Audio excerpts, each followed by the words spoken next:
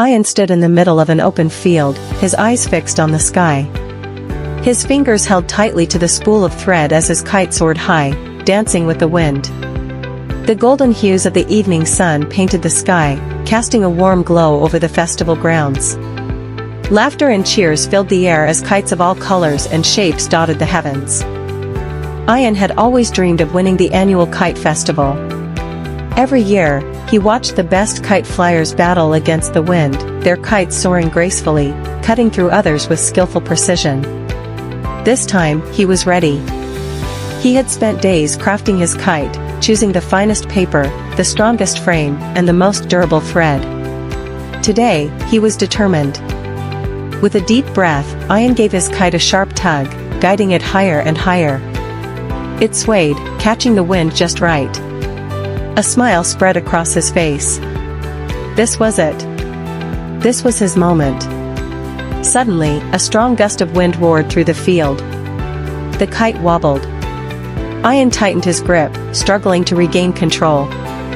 But before he could react, his kite veered off course, straight into the branches of an old, towering tree. Rip! The sound of tearing paper was like a dagger to his heart. His beautiful kite, the one he had poured his heart into, hung lifelessly from the tree, one wing torn and flapping helplessly. A group of boys nearby chuckled. "Bad luck, Ian," one of them said, shaking his head.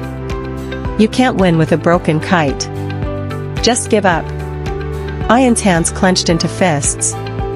He could feel the sting of disappointment. Maybe they were right. Maybe it was over. But then, something inside him refused to quit.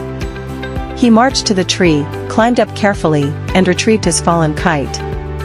He examined the tear. It was bad, but not beyond repair. He pulled out a small roll of tape from his pocket and carefully patched it up. It wasn't perfect.